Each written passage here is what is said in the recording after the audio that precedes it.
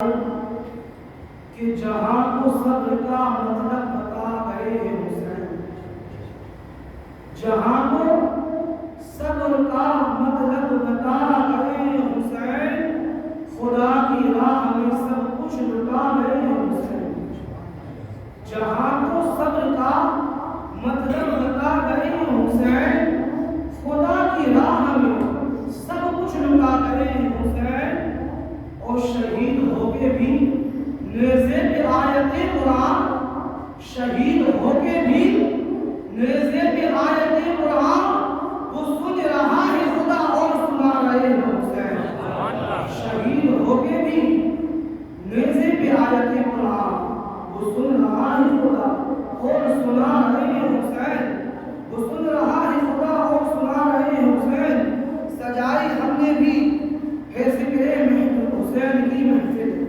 سجائی ہم نے بھی ذکر حسین کی محفل، یوں لگ رہا ہے کہ تشریف لا رہے ہیں حسین، سجائی ہم نے بھی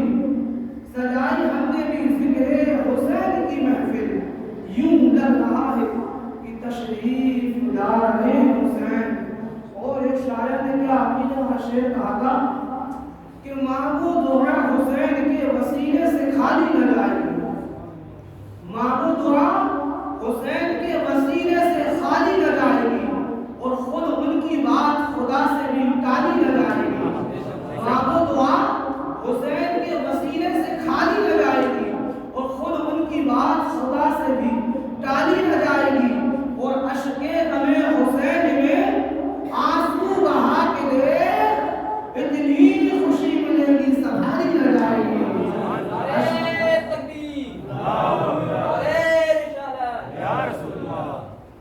غم حسین میں آنسو بہا کے دے، اشک غم حسین میں آنسو بہا کے دے اتنی خوشی ملے گی سنبھالی نہ جائے گی۔ آپ ایسا تھوڑا مسجد اچھی لگتی ہے سے خالی نہ جائے گی، خود ان کی بات خدا سے بھی ٹالی نہ جائے گی، اور اشک غم حسین میں آنسو بہا کے دے اتنی خوشی ملے گی سنبھالی نہ جائے گی، اتنی خوشی ملے گی سنبھالی نہ جائے گی۔ بہت ہی پیارا شعر ہے کہ جب حسین کے ساتھ ساتھ یزید کا بات آتی نا تو کہنے والے نے ایک وقت میں کہا تھا کہ یزید تو کربلا گیا نہ تھا، یزید کا بار بار ذکر کیوں ہوتا ہے؟ تو اس وقت کے شاعر نے کہا تھا کہ یزید کربلا کیوں نہیں گیا تھا معلوم ہے؟ دیکھو میں آپ کو بتاتا ہوں، یزید اس لیے کربلا نہیں گیا تھا، شاعر تھا، شاعری میں جواب دیا، کہتا ہے عزم سے صبر سے احساس سے ڈر لگتا ہے، اگر شعر سمجھ میں آئے تو خاموش نہیں ہونا چاہیے، عزم سے صبر سے احساس سے ڈر لگتا ہے، جا بزا روکی ہوئی پیاس سے ڈر لگتا ہے، اور اس لیے شام سے کربل نہیں آیا تھا یزید، اسے زینب تیرے عباس سے ڈر لگتا ہے، اس لیے شام سے کربل نہیں آیا تھا یزید، اس کو زینب تیرے عباس سے ڈر لگتا ہے، اس کو زینب تیرے عباس سے ڈر لگتا ہے۔ برادران ملت اسلامیہ، جیسا کہ آپ نے کل سنا تھا امام علی مقام رضی اللہ تعالی عنہ کی شہادت، جو کہ ایک تاریخی شہادت ہے، اور شہادتیں تو کئی اس دنیا میں بھی جب سے کہ اللہ کے رسول صلی اللہ علیہ وسلم نے اسلام کے پرچم کو اٹھایا، اور شہادتیں ہوتی رہیں گی، لیکن پوری کائنات کے اندر، پوری دنیا کے اندر، پوری جنگوں کے اندر کوئی ایسی شہادت نہیں ملتی جو امام حسین کے جیسی شہادت ہے، جو امام علی مقام میں شہادت ہوئی وہ کسی کی ایسی شہادت نہیں ملتی۔ اسی لیے امام حسین رضی اللہ تعالی عنہ کی وہ شان ہے کہ آپ کی شہادت ہمیشہ بیان ہوتی رہی اور بیان ہوتی رہے گی۔ جب امام پاک کو شہید کر دیا گیا تو خیموں کو لوٹا گیا، اور خیموں کو لوٹا گیا تو اس طریقے سے لوٹا گیا کہ امام علی مقام رضی اللہ تعالی عنہ کے جو گھر والے تھے، ان کی بیویاں تھیں، بچیاں تھیں، بھانجیاں تھیں، آپ کے بھتیجے تھے، جو بھی تھے، سب کو اس کے پاس جو کچھ تھا سارا مال لوٹ لیا گیا ہے۔ کہیں سکینہ کی بالیاں کھینچی جا رہی ہے تو کہیں زینب کا دوپٹہ کھینچا جا رہا ہے، کہیں ام رکاب کا دوپٹہ کھینچا جا رہا ہے، کہ جو خیموں کو چاروں طرف سے ڈھانپنے کے لیے قناعت لگی ہوئی تھی، بیویوں نے اس جلی ہوئی قناعتوں سے اپنے سروں کو ڈھک لیا تھا۔ اللہ اکبر کبیرہ لکھنے والے نے یہاں تک لکھا ہے کہ جب خیموں میں آگ لگ گئی ہے، خیمے جلنے لگے ہیں، حسین کی بیویاں خیموں سے باہر آ گئی ہیں، حسین کے بچے خیموں سے باہر آ گئے ہیں، سارے اہل بیت خیمے سے باہر ہیں، لیکن کیا دیکھتے ہیں؟ حضرت امام زین العابدین ہے جو بستر کی عدالت میں طبیعت خراب ہے، اٹھنے کی طاقت نہیں ہے، خیموں میں آگ لگ چکی ہے، اب امام حسین کے بیٹے کو کون اٹھائے گا؟ تو لکھنے والے نے لکھا ہے، کہنے والے نے کہا ہے کہ حضرت زینب رضی اللہ تعالی عنہ کی وہ شان ہے کہ چلتے ہوئے خیمے میں اندر جاتی ہے، پھر باہر آتی ہے، پھر اندر جاتی ہے، پھر باہر آتی ہے۔ کسی نے پوچھا زینب تم چلتے ہوئے خیموں میں کیوں چلی جاتی ہے؟ تجھے کیا موت سے ڈر نہیں لگتا ہے؟ یہ آگ تجھے جلا کر رکھ دے گی۔ زینب نے کہا تھا اے لوگوں سنو، اندر میرا بھتیجا امام حسین کا بیٹا اندر بستر عدالت پر ہے، یہ زینب اس لیے اندر جا رہی ہے، اگر اندر نہ جائے گی تو میرا بھتیجا چل جائے گا، اندر نہ جائے گی میرا بھتیجا انتقال کر جائے گا، اس لیے زینب اندر جا رہی ہے، باہر آ رہی ہے۔ حضرت زینب نے حضرت زین العابدین کو اپنے کانے پر اٹھایا ہے۔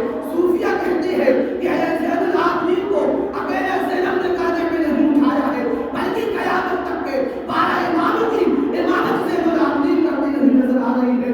زینب نے اگر زین العابدین کو نہ اٹھایا ہوتا تو امام باقر ہمیں نصیب نہ ہوئے ہوتے، اگر زینب نے زین العابدین کو نہ بچایا ہوتا تو جعفر صادق ہمیں نہیں ملے ہوتے، اگر زینب نے زین العابدین کو نہ اٹھایا ہوتا تو امام موسیٰ قاسم ہمیں نہیں ملے ہوتے، حتیٰ کہ زینب نے اگر زین العابدین کو نہیں اٹھایا ہوتا تو غوث اعظم ہمیں نہیں ملے ہوتے، زینب نے زین العابدین کو نہ بچایا ہوتا تو غریب نواز نہ ملے ہوتے، اگر زینب نے زین العابدین کو نہ اٹھایا ہوتا تو شاہ رحمت اللہ مہرانی نہ ملے ہوتے، اگر زینب نے زین العابدین کو نہ اٹھایا ہوتا تو بابا فرید کا وجود نہ ہوتا، اگر زینب نے زین العابدین کو نہ اٹھایا ہوتا تو نظام الدین اس دنیا میں نہ آتے، اگر زینب نے زین العابدین کو نہ اٹھایا ہوتا تو صحابی کبیر کا وجود نہ ہوتا، اگر زینب نے زین العابدین کو نہ اٹھایا ہوتا حتیٰ کہ حسین سادات کا ایک بھی فرض نہ ہوتا، کیونکہ زینب نے ایک زین العابدین کو اٹھا کر کے قیامت تک کے سیدوں پر یہ احسان کیا ہے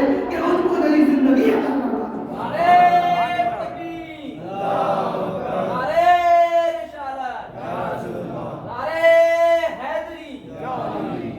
تبھی تو کہا کسی شاعر نے کہ سجاد کو جلتے ہوئے خیمے سے نکالا، سجاد کو جلتے ہوئے خیمے سے نکالا، رسی بنے ہاتھوں میں پریچان ہے زینب، اور زینب کبریٰ نے حضرت زین العابدین کو اپنے سر پر اٹھایا ہے، کاندھے پر اٹھا کر کے خیمے سے باہر آتی ہے، حتیٰ کہ شام ہو جایا کرتی ہے۔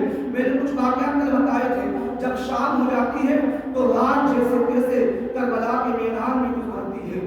صبح و فجر کی نماز کے بعد یزیدیوں نے پورے قافلے کو باندھا، کسی کے ہاتھ میں بیڑیاں لگائی جا رہی ہیں، ہتھکڑیاں لگائی جا رہی ہیں، پیروں کو باندھا جا رہا ہے، سینے پر زنجیروں سے باندھا جا رہا ہے۔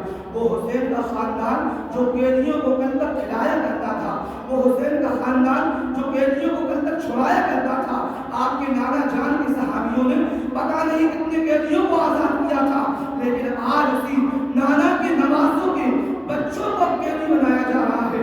جب قیدی بنا لیا سارے لوگوں کو اور اونٹ پر بٹھایا گیا، کسی کو اونٹ کی ننگی پٹی پر بٹھایا گیا، تپتا ہوا کربلا ہے، نیزے سوا نیزے پر سورج ہے، سورج کی کرنیں اتنی تپش کی دھوپ ہے، لیکن امام علی مقام کے خاندان کو، میرے نبی کے خاندان کو ان ظالم یزیدیوں نے نیزے پر سروں کو رکھا ہے، کیونکہ نیزے پر سروں کو اس لیے رکھا نا کہ اگر ہم یزید کے دربار میں جائیں گے تو اس وقت کا ماحول یہ تھا کہ اگر کسی نے کسی کو قتل کیا ہے تو اس کا ثبوت دینا پڑتا تھا، تو کہیں ایسا نہ ہو ہم ان سروں کو نہ لے جائیں تو ہمیں اس کا انعام نہ ملے گا، ان سروں کو نہ لے گئے تو ہمیں نوازا نہیں جائے گا، ان سروں کو نہ لے گئے تو ہماری بات کو مانا نہ جائے گا، ان سروں کو نہ لے گئے تو عبادت کی گواہی کیسے ہوگی، اس لیے سارے شہداء کے سروں کو کاٹ دیا گیا ہے، سب کو نیزے پر اٹھایا گیا ہے، اور جب نیزے پر لے کر چلنے لگے ہیں تو حسین کا سر سب سے آگے ہے۔ کسی شاعر نے کہا تھا کہ چلے سر کو نیزے پہ لے کے یزیدی،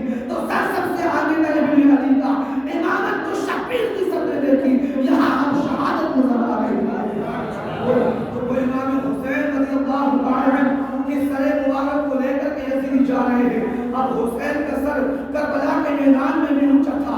آج حسین کا سر نیزے کے اوپر بھی رکھ کے اونچا دکھایا جا رہا ہے. جب یزیدیوں نے ملک شام کی طرف رخ کیا، اس سے پہلے کہ انہیں کوفہ جانا تھا، کیونکہ کوفہ میں ابن زیاد بدنحال بانی فساد بیٹھا ہوا تھا، جو کوفہ کا گورنر تھا، کوفہ کا حاکم تھا. اس کی بارگاہ میں جانا تھا، کیونکہ پہلے اس کی بارگاہ میں جائیں گے، اس کو بتائیں گے کہ دیکھو ہم نے نبی کے خاندان کو قتل کیا ہے.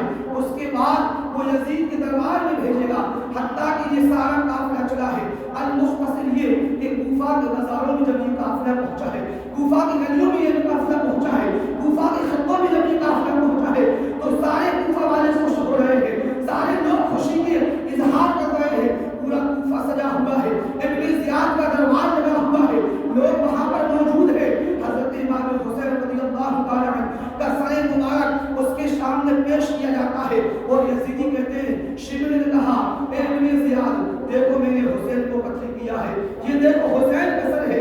تو اس نالائق نے کہا، اس بد ملعون نے کہا اے حسین دیکھا آج ہم جیت گئے ہیں اور آپ ہار گئے ہیں. اگر آپ یزید کی بیعت کر لیتے تو آپ زندہ ہوتے، آپ کے سر کو نہیں کاٹا جاتا. حتیٰ کہ وہیں پر ایک صحابی رسول تھے جن کا نام ہے زید بن ارقم رضی اللہ تعالی عنہ، جو کہ اللہ کے نبی کے دور سے ابھی تک حیات تھے، بڑی بزرگی کا عالم تھا. اس نے ابن زیاد نے ایک چھڑی اٹھائی ہے اور امام حسین کے لب مبارک پر معاذ اللہ رب العالمین اس چھڑی سے مارا ہے، اور کہتے ہیں اے حسین دیکھا تمہارا انجام یہی ہوتا ہے، تمہارا انجام کیا ہوا ہے. وہ صحابی رسول کھڑے ہوئے اور کہتے ہیں اے ظالم تو نے حسین کے لبوں پر چھڑی ماری ہے، یہ کوئی عام لب نہیں ہے بلکہ یہ وہ ہونٹ ہے جس کو میں نے اپنی آنکھوں سے دیکھا ہے. رسول اللہ کے ہونٹ مبارک کے میں بوسہ لیا کرتے تھے، یہ وہ لب مبارک ہے، تم نے اپنی چھڑی سے مارا ہے. تو ابن زیاد اٹھا اور تلوار نکالی، کہا اے زید بن ارقم اگر تیرے بڑھاپے کا لحاظ نہ ہوتا تو سے تیرا سر قلم کر دیتا. اس صحابی رسول نے کہا تھا تجھے میرے سر قلم کرنے میں اتنا سوچنا پڑ رہا ہے، لیکن تو نے نبی کے خاندان کو جب قتل کروایا ہے وہ تیرے ہاتھ کیوں نہیں کانپے ہیں؟ جب تم نے نبی کے خاندان کو لٹایا ہے، جب تم کیوں نہیں ڈرا ہے؟ تو مجھ سے ڈرا رہا ہے، میں نبی کا صحابی ہوں، ارے تو مجھے مار دے گا تو اس سے اچھی موت کیا ہوگی کہ مجھے شہادت کی موت عطا فرمائی جائے. اس وقت کے صحابی رسول تھے حضرت زید بن ارقم رضی اللہ تعالی عنہ. بہت سے واقعات کوفہ کے دربار میں ہوئے.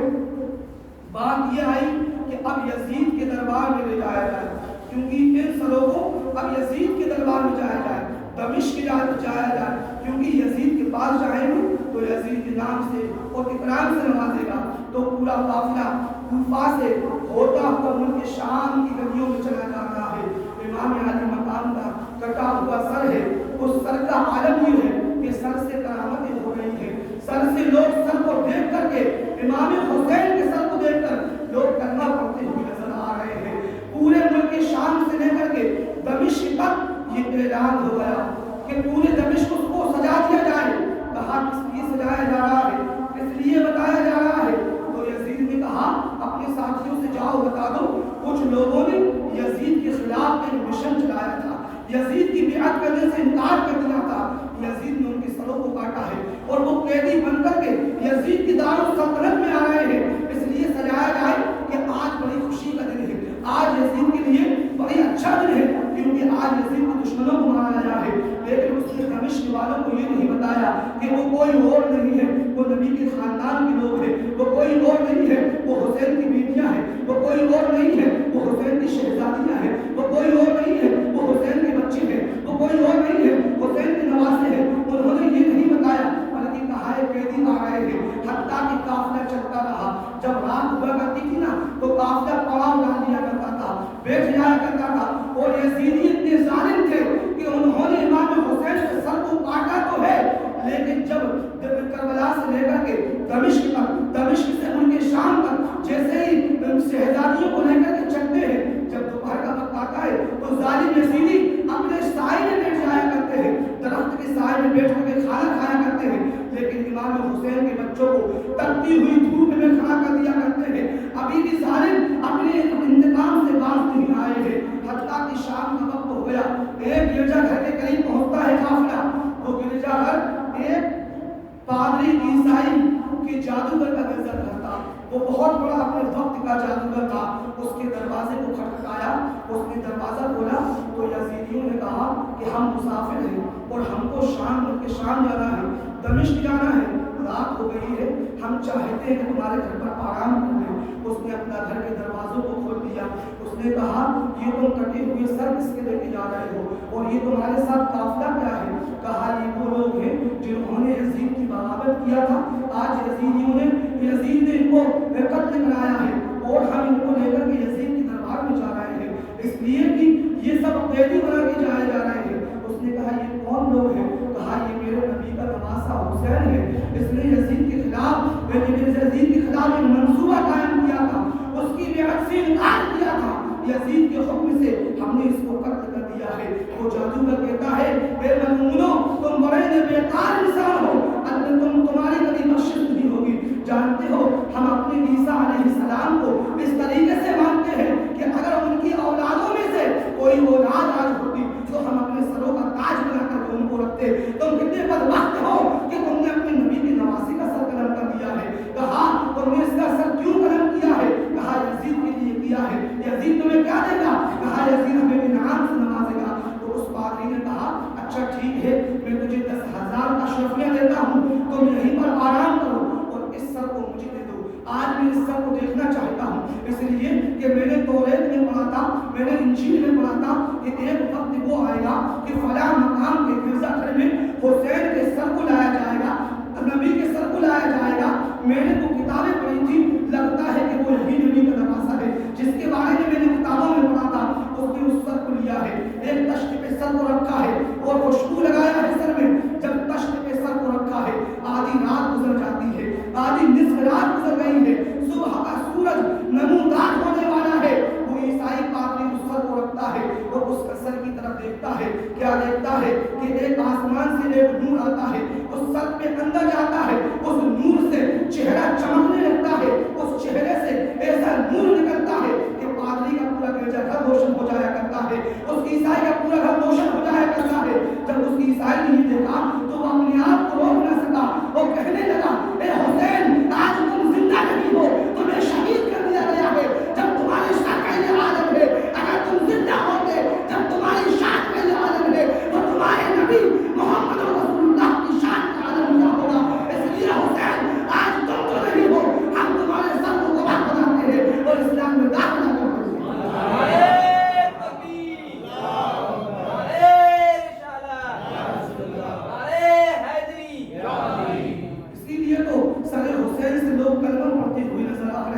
وہ شان مولا حسین کی ہے، وہ شان مولا کائنات کے بیٹوں کی ہے، وہ شان نبی کے خاندان والوں کی ہے کہ اگر ان کا سر بھی کٹ گیا ہے لیکن اسلام میں داخلے ہوتے ہوئے نظر آ رہے ہیں. سر تن سے جدا ہو چکا ہے، لوگ آپ کے سر کی کرامتوں کو دیکھ کر ایمان لا رہے ہیں. صبح کا وقت ہوتا ہے، قافلہ پھر روانہ ہو جاتا ہے، دمشق کی طرف جاتا ہے. بہت سے ایسے واقعات سامنے آتے ہیں، یہاں تک کہ حتیٰ کہ دمشق کے قریب پہنچنے کو ہوئے، ملکی شام کی سرحدوں پر جب یزیدی پہنچے تو وہاں پر کیا دیکھتے ہیں کہ کافی لوگ قیدیوں کو، کیونکہ قرآن کہتا ہے نا جو قیدیوں کو کھلاتے ہیں، جو یتیموں کو کھلاتے ہیں، یہ وہی اللہ کے نبی کے گھر والے ہیں جو یتیم کا بھی خیال کرتے ہیں، قیدیوں کا بھی خیال کرتے ہیں، جو کہ ہر انسان غریبوں کا خیال کرتے ہیں. ان کے بارے میں قرآن میں کئی آیتیں نازل ہوئی ہیں. اللہ اکبر کبیرہ. جب قافلہ ملک شام کی سرحدوں میں پہنچا تو صبح کا وقت تھا. حضرت زینب رضی اللہ تعالی عنہا چلی جا رہی ہے. امام زین العابدین کو اونٹ کی پیٹھ پر باندھا ہوا ہے. جناب زینب کبریٰ کے پیچھے حضرت سکینہ کو رکھا گیا ہے، اس کے پیچھے بیویوں کو باندھا گیا ہے. اس طریقے سے قافلے کو لے جایا جا رہا ہے. کیا دیکھا ہے کہ ایک خاتون ہے جو سارے قیدیوں کو کھجوریں بانٹتی ہوئی نظر آ رہی ہے، پانی پلاتی ہوئی نظر آ رہی ہے، کسی کو کپڑا پہناتی ہوئی نظر آ رہی ہے، کسی کے سر پر چادر ڈال رہی ہے. حضرت زینب کے پاس جب پہنچی تو زینب کے سامنے کچھ کھجوروں کو پیش کیا، پانی کو پیش کیا، کپڑوں کو پیش کیا. حضرت زینب نے کہا کہ خاتون تو کون ہے جو میری مدد کر رہی ہے، مجھے پانی پلانا چاہتی ہے، مجھے کھجوریں کھلانا چاہتی ہے، حتیٰ کہ کربلا سے لے کر کے کوفہ تک، کوفہ سے لے کر کے ملک شام تک، آج ملک شام کی سرحدوں میں ہم نے قدم رکھا ہے. کسی نے ہمیں پانی کو ہی پوچھا ہے، کسی نے ہمیں کھانے کو ہی پوچھا ہے. تو ایک عزیز تو کون ہے جسے اتنا خیال ہم لوگوں کا ہے؟ تو کون ہے جو قیدیوں پر احسان کرنا چاہتی ہے؟ تو کون ہے جو ہم کو کھلانا پلانا چاہتی ہے؟ تو اس شخص سے اس عورت نے کہا تھا کہ میں سنیے، یہ سامنے جو بلڈنگ بنی ہے نا، یہ سامنے عمارت ہے، یہاں پر میری ایک ملکہ رہا کرتی ہے، میں اس کی بانی ہوں. اس ملکہ کا حکم تھا جاؤ جب بھی اس راستے سے قیدی نکلا کرے، جب اس راستے سے یتیموں پر نکلنا ہوا کرے تو ان کو کھانا بھی کھلایا کرو، ان کو پانی بھی پلایا کرو، ان کو کپڑا بھی پہنایا کرو. اس لیے میں اپنے مالکہ کی حکم سے تمہیں کھانا دے کر کے آئی ہوں. حضرت زینب نے کہا تھا کہ جاؤ تم اپنی مالکہ کو بلا کر کھلاؤ، جب تمہاری مالکہ آئے گی تب ہم کھجوریں کھائیں گے، جب تمہاری مالکہ آئے گی تب ہم پانی پیئیں گے. وہ جاتی ہے اور سارا واقعہ اس عورت سے بتا دیا کرتی ہے. وہ اپنے زمانے کی بہت ضعیفہ عورت تھی جس کا نام تھا بیوی فضہ کہا جاتا ہے. وہ اپنے پورے مکان کی تیسرے منزل پر تھی، آئی ہے لاٹھی کے سہارے سے چلی آ رہی ہے. زینب کے پاس آتی ہے، کہتی ہے کہ بیویوں تمہیں قیدی بنایا گیا ہے، تم یہ میرا پانی پی لیجیے، میری کھجوریں کھا لیجیے. کہا تم مجھے کھجوریں کیوں کھلانا چاہتی ہو؟ کیا تم جانتی ہو ہم کون ہیں؟ کہا میں جاننا نہیں چاہتی ہوں، میں تو کھلانا اس لیے کھلاتی ہوں، میں کھلا کر کے تم سے دعا کرانا چاہتی ہوں، اس لیے کہ میری اللہ کے رسول نے فرمایا ہے کہ قیدیوں کی دعا کو رد نہیں کیا جاتا ہے. جانتی ہو میں کیوں کھلانا چاہتی ہوں؟ کہ میں جب جوان تھی، جب میری جوانی کا عالم تھا تو میں حضرت میں مدینے میں رہا کرتی تھی، مدینے میں فاطمہ کا کام کیا کرتی تھی، فاطمہ کی نوکرانی تھی. جب میں فاطمہ کے گھر میں رہا کرتی تھی تو فاطمہ کے چھوٹے چھوٹے سے بچے تھے، ایک کا نام حسین تھا، ایک کا نام حسن تھا، ایک کا نام محسن تھا، ایک کا نام زینب تھا، ایک کا نام کلثوم تھا، ایک کا نام رقیہ تھا. یہ سارے بچوں کو میں پالا کرتی تھی، سب کو کھلایا کرتی تھی. جب ہم حضرت فاطمہ الزہرا کی میں بانی تھی، آپ کی خدمت گزار تھی، جب میں وقت میرا پورا ہو گیا تو جب میں چلنے لگی تو میں نے کہا تھا کہ میری فاطمہ، میری بیوی فاطمہ، مجھے کچھ ایسا عمل بتا دیا جس کو میں کرتی رہوں تو اللہ تبارک تعالیٰ مجھے فائدہ پہنچاتی رہے، اللہ کی بارگاہ میں مقبول ہو جاؤں. تو ہماری بیوی زینب نے کہا تھا، بیوی فاطمہ نے کہا تھا، اے فضہ تم جب یہاں مدینے سے جانا اور جب بھی تجھے کوئی پریشانی کا عالم ستائے، تجھے میری یاد ستائے، جب تم مجھ سے ملنا چاہے تو قیدیوں کو کھانا کھلا دیا کرنا، ان سے دعا کرایا کرنا، اللہ چاہے گا تو تیری میری ملاقات ہو جائے گی. جب یہ بات سنتی ہے نا تو بیوی زینب تڑپ جاتی ہے، کہتی ہے فضہ تم جس حسین سے ملنے کی چاہت رکھتی ہے، جس زینب کو دیکھنا چاہتی ہے، اللہ نے آج تیری دعا کو قبول کر لیا ہے. یہ سارے حسین ہے اور یہ بیوی کوئی اور نہیں، یہی بیوی زینب ہے جو میرے ساتھ رہی.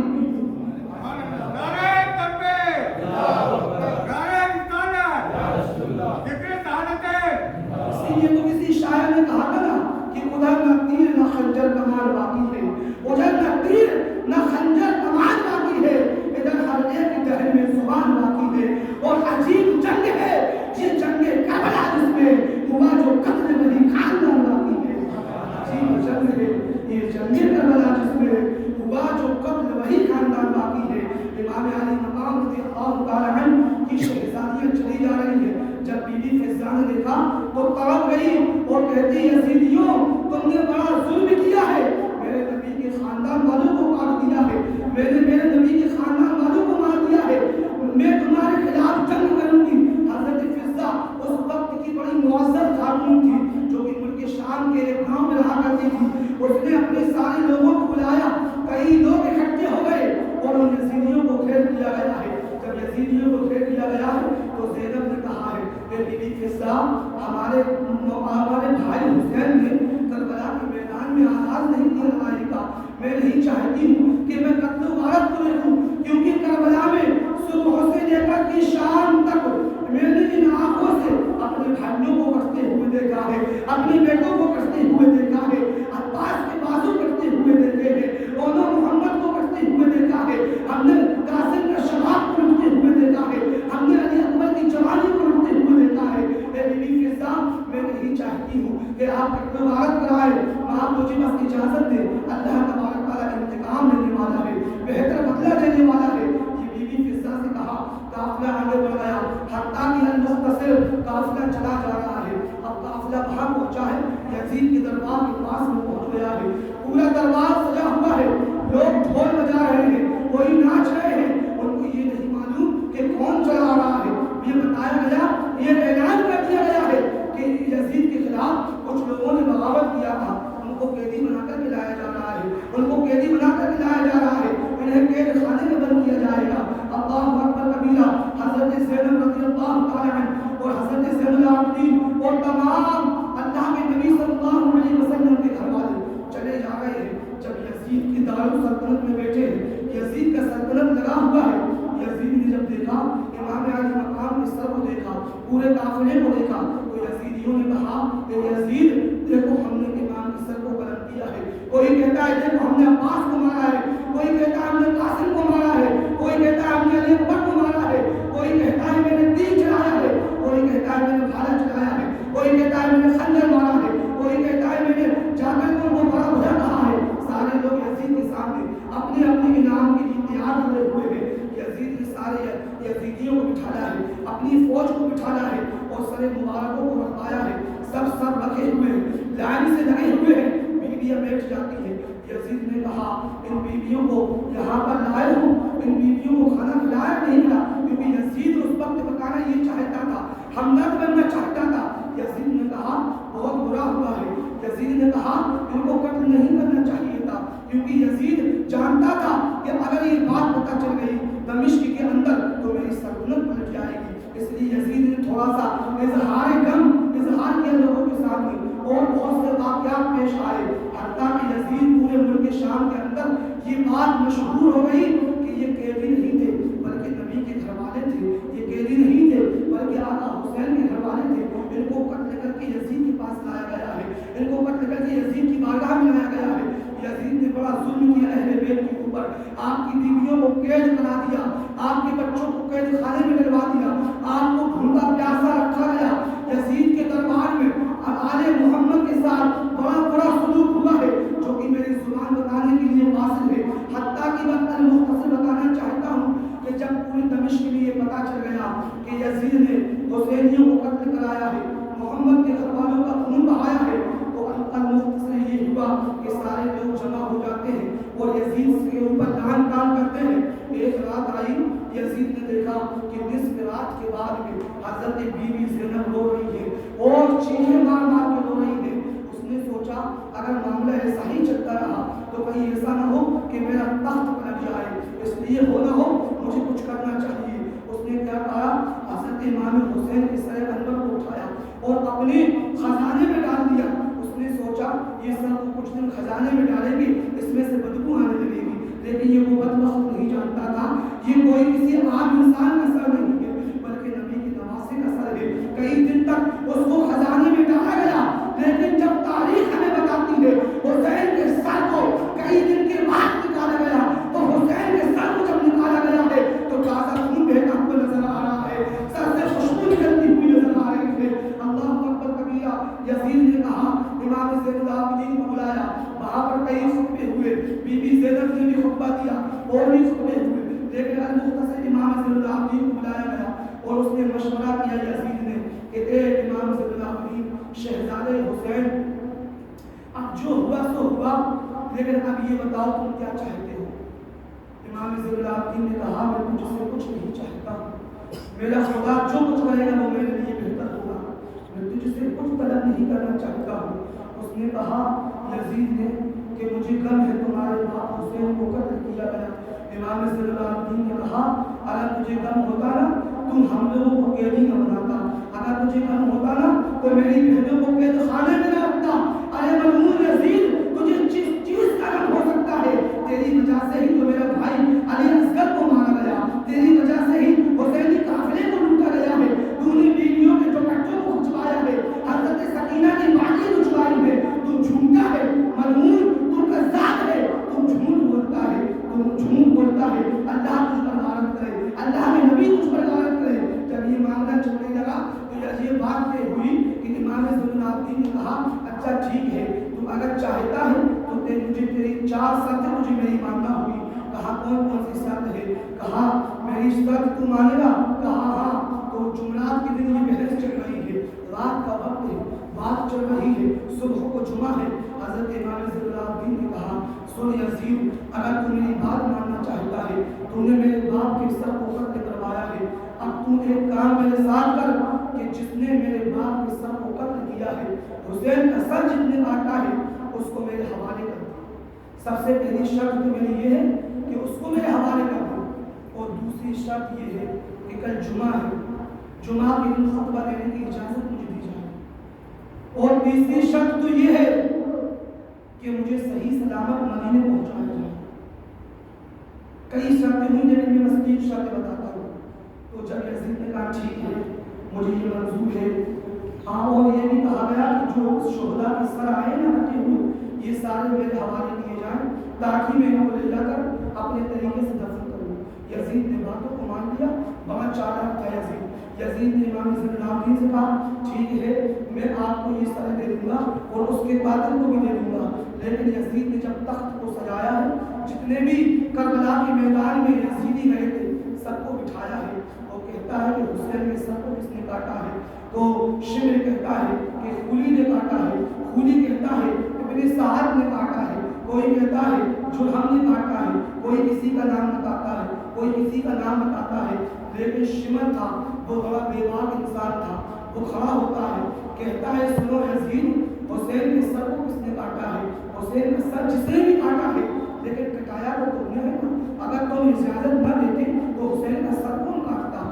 اگر تم اجازت نہ دیتے تو قافلے کو کون لوٹتا؟ میں کیوں نبی کی نواسی کو کاٹوں گا؟ کیا میں مسلمان نہیں ہوں؟ میں نہیں جانتا ہوں وہ محمد رسول اللہ کے بیٹے تھے، میں ان کے سر کو نہیں کاٹتا، میں نے اس لیے کاٹا ہے تمہارا حکم تھا، تم بادشاہ تھے اور مجھے تمہاری بات ماننے کا فرض تھا، اس لیے کہ تم نے مجھے لالچ دی، میں نے سر کو کاٹ دیا۔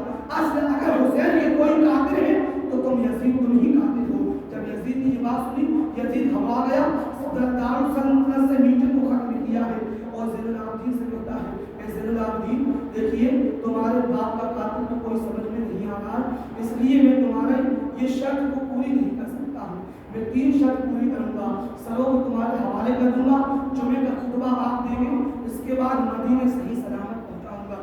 میں قاتل کو نہیں دے سکتا کیونکہ وہ جانتا کہ قاتل تو میں ہی ہوں، اگر میں ہی کے حوالے ہو جاؤں گا تو یہ گدی پر کون بیٹھے گا، حکومت کون کرے گا، پھر حکومت کا معاملہ کون سنبھالے گا؟ یزید نے کہا یہ شرط تمہاری میں پوری نہیں کر سکتا ہوں، مکمل نہیں کر سکتا ہوں۔ امام زین العابدین خاموش ہو گئے، آپ نے کچھ نہ کہا۔ صبح ہوتی ہے، جمعہ کا سورج نکلتا ہے، پوری جامع مسجد دمشق کی جامع مسجد جس کو لوگ دمشقس بھی کہا جاتا ہے، انگلش میں لوگ وہاں پر گھومنے کے لیے بھی جاتے ہیں، دمشقس جس کو کہا جاتا ہے اسی کا پرانا نام دمشق ہے، جس کو دمشق بھی کہا جاتا ہے، دمشق بھی کہا جاتا ہے، کئی نام لیے جاتے ہیں۔ جامع مسجد پوری کھچا کھچ بھر جاتی ہے، سارے لوگ وہاں پر موجود ہیں۔ جب اس نے دیکھا یزید نے کہ اگر امام زین العابدین آج خطبہ دیں گے تو میری حکومت آج پلٹ جائے گی، اس لیے کہ لوگوں کو یہ پتہ چل جائے گا کہ یزید نے سر حسین کو قتل کرایا ہے تو لوگ ہم پر حاوی ہو جائیں گے۔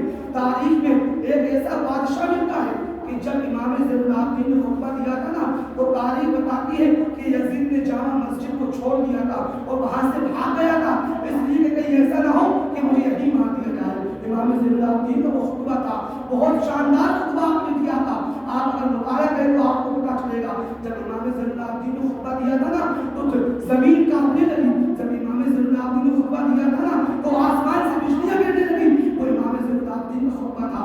اس نے دیکھا اگر امام زین العابدین نے آج خطبہ دیا تو ہو سکتا ہے میرا تخت پلٹ دیا جائے، اس لیے اس نے ایک شامی خطیب کو بلایا جو ملک شام کا خطیب تھا، بڑا ہنرباز انسان تھا، اس کو بلایا اور کہا کہ ملک شام کے خطیب جیسے ہی اذان ہو تو منبر پہ چڑھ جانا، زین العابدین کو نہ چڑھنے دینا، میں آپ سے خطبہ کرانا چاہتا ہوں۔ وہ ملک شامی چڑھا منبر رسول پر چڑھ کر کے اس نے خطبہ دینا شروع کیا، اس نے اللہ کا ذکر کیا، اس کے نبی کا ذکر کیا، پھر وہ بنو امیہ کی تعریف کرنے لگا، یزید کی تعریف کرنے لگا۔ امام زین العابدین نے یزید سے کہا اے بے وفا انسان، تم نے مجھ سے وعدہ کیا تھا نا کہ خطبہ مجھ سے دلائے گا، تم نے یہ شامی خطیب کو کیوں کھڑا کر دیا؟ یزید خاموش تھا. جب اس ملعون شامی خطیب نے یہ کہا کہ یزید کی جب تعریف زیادہ کرنے لگا اور امام حسین کو غلط کہنے لگا, حضرت علی کے بارے میں گستاخی کرنے لگا, امام زین العابدین بھری ہوئی مجمع میں کھڑے ہوئے اور کہتے ہیں جھوٹے انسان, تم جھوٹ بولتا ہے, تم کذاب ہے. اس یزید نے تو مجھ سے خطبے کے لیے کہا تھا, تو خطبہ کیوں دے رہا ہے؟ تو میرے بابا کے لیے جھوٹ مانتا ہے, تو میرے دادا کے لیے غلط بولتا ہے. اے یزیدیوں کے لشکر کے خطیب, تم ممبر سے نیچے ہو کر مجھے خطبہ دے دے. انہوں نے خطبہ دینا چاہیے. لوگ اٹھ گئے, سب لوگ کھڑے ہو گئے, آپس میں بات چلنے لگی ہے کہ یہ کیا ہو رہا ہے. لوگوں نے کہا آج تو امام زین العابدین خطبہ دیں گے, نبی کا شہزادہ خطبہ دے گا.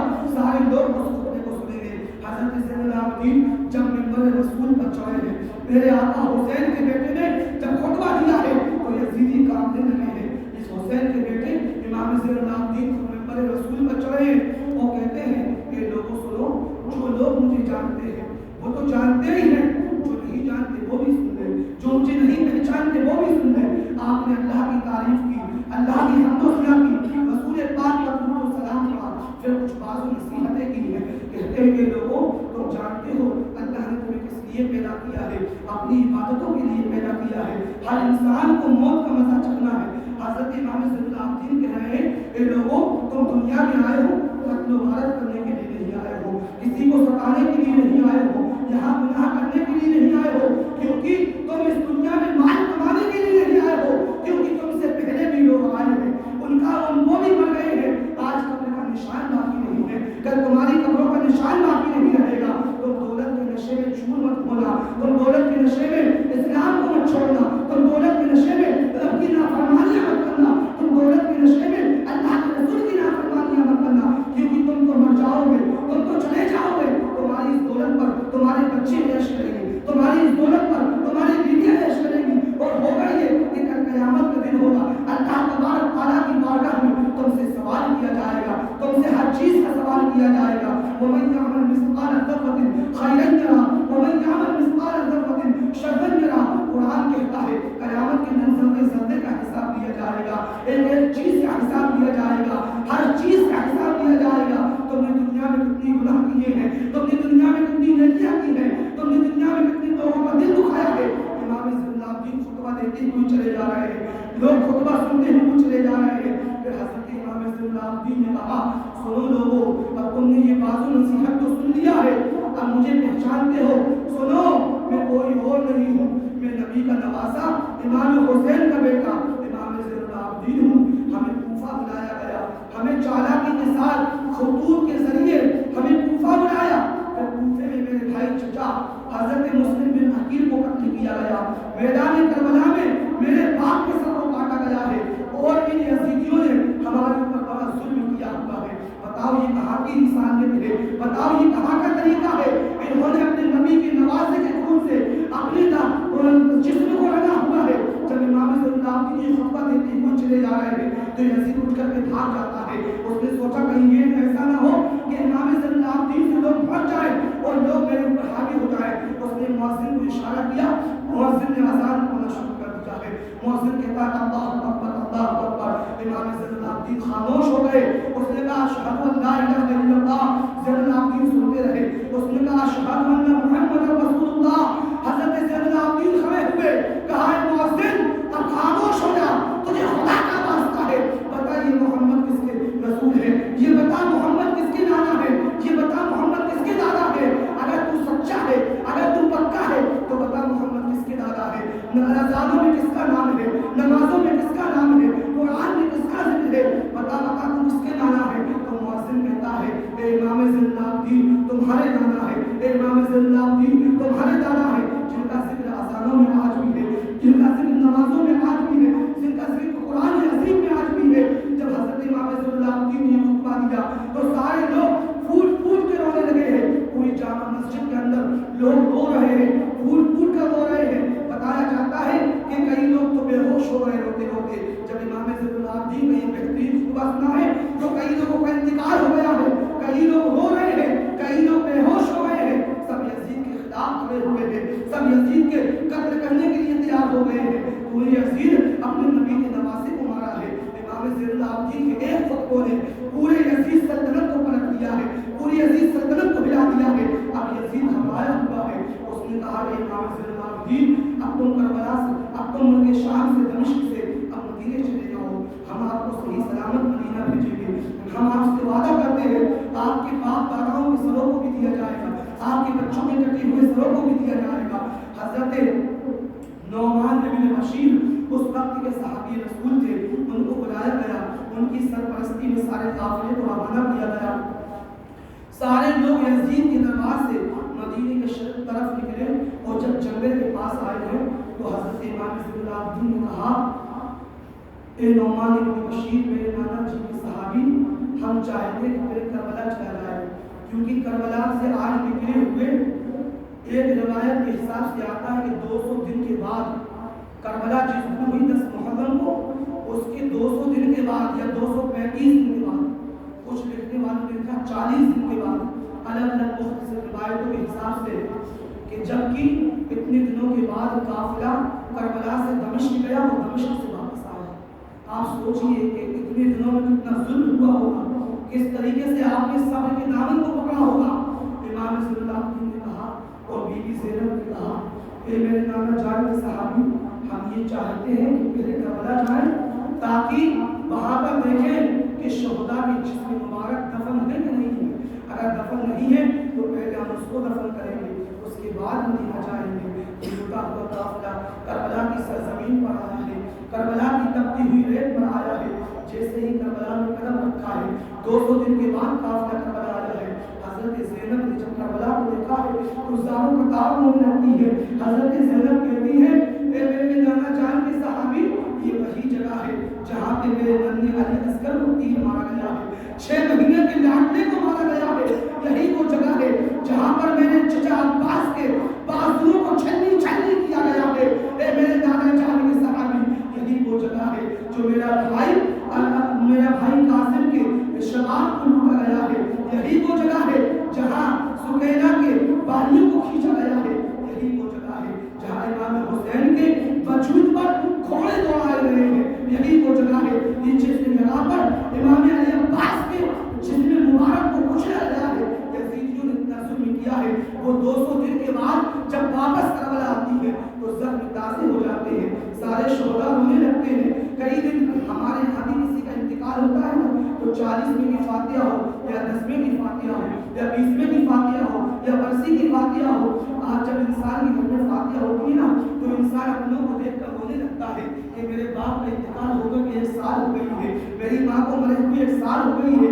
लोग आपस में मिलते हैं और उनको तसल्ली देते हैं, लेकिन इमाम हुसैन का वो कहना है कि इमाम हुसैन का सर कट गया है। ए दुनिया वालों, तुम्हें तो लोग तसल्ली देने आ रहे हैं, लेकिन नबी के नवासे को किसी ने तसल्ली नहीं दिया है, नबी के बेटों को किसी ने तसल्ली नहीं दिया है, नबी के शहजादों को किसी ने तसल्ली नहीं दिया है। हजरत इमाम ज़ैनुल के सारे जख्म ताज़ा हो गए, सारे काफिला होने लगा और क्या देखता है कि इमाम हुसैन की कब्र किसी ने बना दिया है। उस वक्त के पास के गांव के लोगों ने आकर के सारे शोहदा को दफन कर दिया गया है। हजरत इमाम पाक की कब्र के अंदर आपके बेटे अली असगर को भी दफना दिया गया है, आपकी सीने पर लिटा कर पूरे दोनों को दफनाया गया है। एक कब्र के अंदर हजरत अब्बास को दफनाया गया है। एक रिवायत में आता है कि 72 शोहदा की कब्र मुबारक एक जगह पूरे 70 लोगों को दफनाया गया है और एक कब्र के अंदर 2 लोगों को दफनाया गया है, जिसमें इमाम हुसैन है और उनके शहजादे हैं। कुछ अलग अलग रिवायतें हैं। अल-मुख्तसर ये है कि जब करबला के मैदान में इकरार हो गया, पूरा काफिला फिर मदीने शरीफ के लिए रवाना हुआ और उन सबों को लेकर के जब बताया जाता है इमाम हुसैन के सरों को जब लिया, सारे शोहदा के सरों को दफनाया गया। कुछ ने कहा करबला में दफनाया गया, कुछ ने कहा उनके शाम में दफनाया गया, कुछ ने कहा मदीने में जाकर के दफनाया गया। लेकिन कुछ रिवायत एक और मिलती है कि जब इमाम हुसैन के सर को वो तमाम शोहदा की मज़ारिम जो कि मुल्क शाम में आज भी मौजूद है, करीब करीब 70 लोगों के सर दफन है उस जगह पर, जो कि मुल्क शाम में एक कब्रिस्तान है, उस जगह पर बताया जाता है। कुछ कहते हैं कि मदीने में जन्नत बकी में दफनाया गया, कुछ लोग कहते हैं कि इमाम हुसैन के सर को मिस्र में दफनाया गया है। अल-मुख्तसर ये इबारत उस वक्त के बुजुर्गों ने लिखा है कि उस वक्त कई लोगों की ख्वाब में अल्लाह के नबी आए, लोगों ने पूछा कि अल्लाह के नबी अगर हम इमाम हुसैन के सर की ज़ियारत करना चाहें तो कहाँ जाएं? तो मेरे नबी ने फरमाया था मिस्र चले जाना, हुसैन का अस्ल सर वहीं मौजूद है। ये हमें हमारे सूफिया बताते हैं कि इमाम हुसैन का ये 4 रिवायतें मिलती हैं, या तो दमिश्क में, या तो उनके शाम में दफनाया है, या करबला में दफनाया है, या मदीने में, या कि मिस्र में दफनाया है। क्योंकि ये रिवायत ये भी मिलती है कि जब मुल्क शाम में हुसैन के सर को दफना दिया गया और जब मिस्र के अंदर हुकूमत फातिमी का जब दौर आया तो उन्होंने जाकर मुल्क शाम से इमाम हुसैन के सर को निकाला और मिस्र में दफना दिया, क्योंकि वो हुसैन को बहुत मानते थे। एक रिवायत ये भी मिलती है, हत्ता कि बेहतर अल्लाह ताला जानने वाला है, अल्लाहु अलम बिस्सवाब माशाअल्लाह, जब इमाम के इस शोहदा के सरों को दफना दिया गया है और हजरत इमाम अली अकबर और हजरत इमाम कासिम इनके सरों को मदीना लाया गया है और इनके सरों को हजरत बीबी फातिमा रज़ियल्लाहु तआला अन्हा के सर मुबारक के पास हजरत इमाम हसन मौजूद है जन्नतुल नबी शरीफ मदीना शरीफ में। और वहीं पर बताया जाता है कि हजरत इमाम ज़ैनुल आबिदीन के बेटे हजरत मूसा कासिम वहीं दफन है और इमाम अली रज़ा भी वहीं दफन है। तो बताया जाता है कि वहीं पर इन 2 शहजादों के सर को भी दफनाया गया है। बेहतर अल्लाह जानने वाला है, जो रिवायत में आया था मैंने वो आपको बता दिया है, जो मदीने शरीफ में दफना दिया गया है। अब ये काफिला चल करके मुल्क शाम से जब ये काफिला चला है तो जब मदीने के पास पहुंचा है, पूरे मदीने में ये खबर फैल गई है कि लुटा हुआ काफिला जो कि करबला के मैदान में गया था आज मदीना वापस आ रहा है।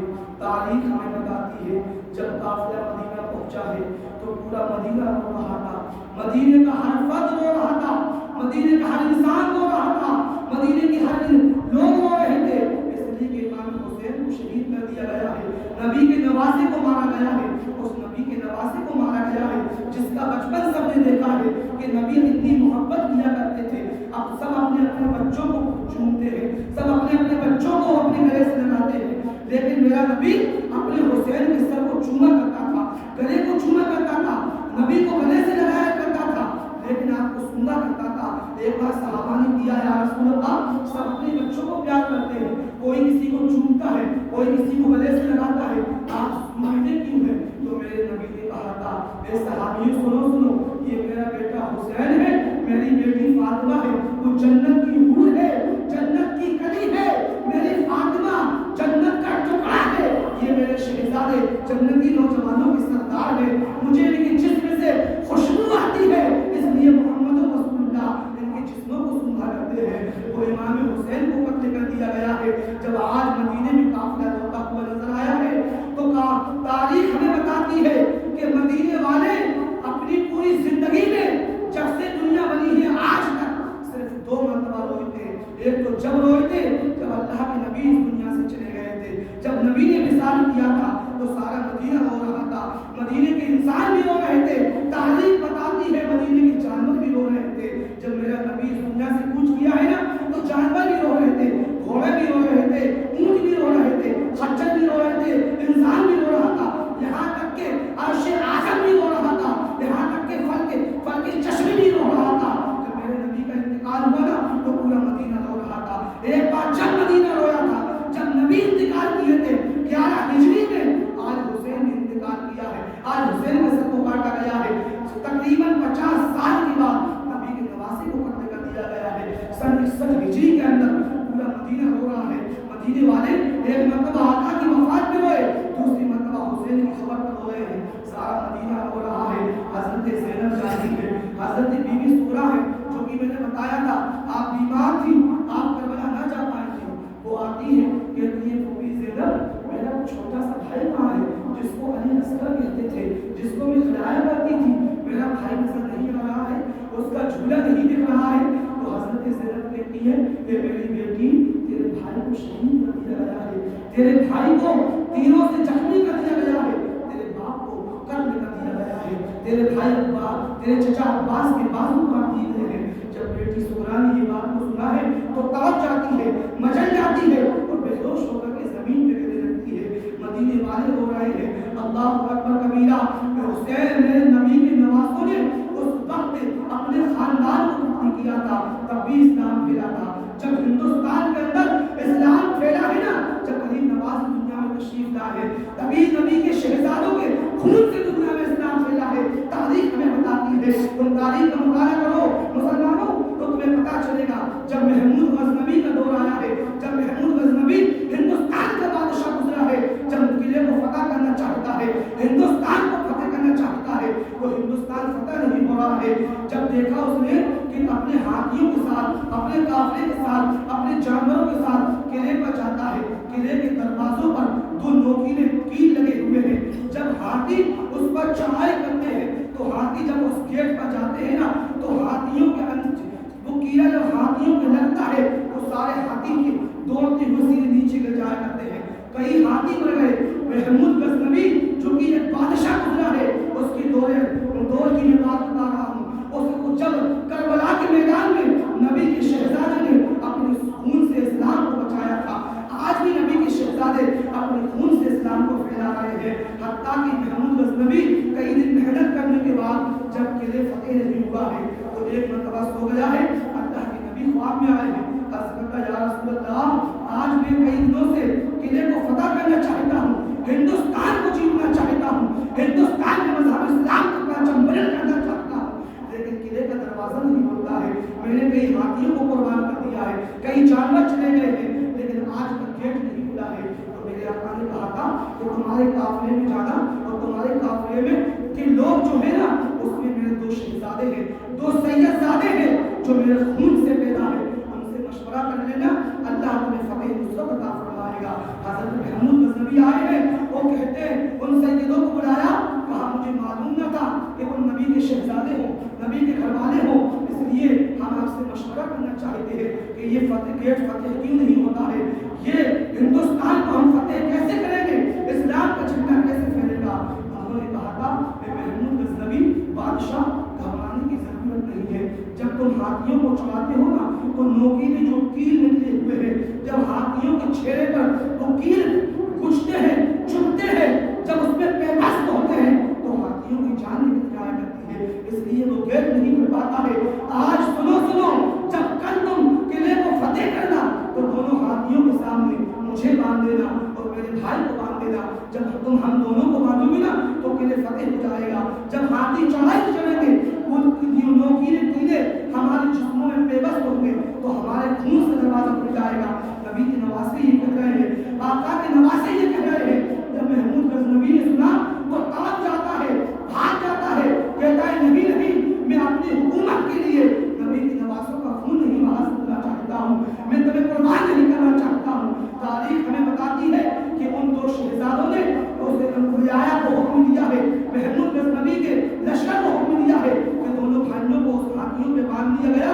تاریخ کی اوراق گواہ ہے, جب ہاتھیوں نے ان چڑھائی شامل قلعے کے دروازے پر پہنچے ہیں, جب وہ نوکیلے کیل دونوں کی جسم میں پیوست ہوئے ہیں, جب خون زمین پر گرا ہے تو جو قلعہ کئی دنوں سے فتح نہیں ہو رہا تھا آج قلعے کے دروازے کھل جایا کرتے ہیں, آج قلعہ فتح ہو گیا ہے. تو میرے محترم اس دور میں بھی سیدوں نے اسلام کو بچایا تھا, آج بھی سید اسلام کو بچا رہے ہیں. میرے نبی کے نواسوں کا تو عالم یہ تھا کہ جب حضرت امام زین العابدین کربلا سے آئے تھے, آج ہم کربلا سننے کے بعد ہمارا ایک آنسو نہیں گرتا ہے. آپ جانتے ہیں نہ حسین کی یاد میں رونا یہ میرے آقا کی سنت ہے, میرے آقا رویا کرتے تھے. اور آپ جانتے ہیں کہ نبی کا شہزادہ وہ امام زین العابدین جو کہ 12 سال کی عمر کا تھا, کربلا کے میدان میں اس نے سارے واقعات دیکھے تھے. تاریخ ہمیں بتاتی ہے نا جب مدینہ شریف میں تشریف لائے ہیں تو آپ نے کبھی ٹھنڈا پانی نہیں پیا ہے. آپ کی آنکھیں جب آپ رویا کرتے تھے تو آپ کی آنکھوں سے خون گرا کرتا تھا. وہ امام زین العابدین ہے کہ کبھی کسی نے ان کو ہنستے ہوئے نہیں دیکھا ہے, مدینے میں آئے ہیں ہنستے ہوئے نہیں دیکھا ہے. ایک مرتبہ حضرت امام زین العابدین مدینے کی گلی سے نکل رہے تھے, ایک کسائی کی دکان پر گوشت کی دکان پر بھیڑ لگی ہوئی تھی. اس گوشت والے نے دیکھا امام زین العابدین آ رہے ہیں, کہا دکان کو بند کر دیا جائے, گوشت کو ڈھانپ دیا جائے. لینے والوں نے کہا بے شک تو امام زین العابدین کو دیکھ کر یہ کیوں کہتا ہے کہ گوشت کو ڈھانپ دیا جائے, دکان کو بند کر دیا جائے. کہا جانتے ہو یہ امام زین العابدین ہے, جب یہ میری دکان پر آتے ہیں کٹا ہوا گوشت دیکھتے ہیں تو کہتے ہیں اے لوگوں سنو, کربلا کے میدان میں میرے بھائیوں کو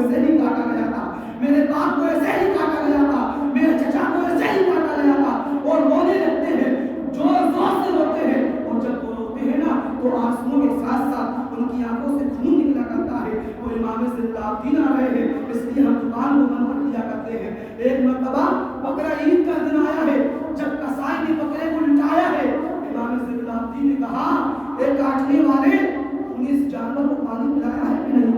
कहते हैं इमाम हम मुसलमान हैं, जब जानवर को काटते हैं ना तो पानी पिलाकर के काटते हैं। अल्लाह अकबर कबीरा करबला की तरफ रुख करते हैं इमाम ज़ैनुल, वो कहते हैं मालिक मौला ये मुसलमान है।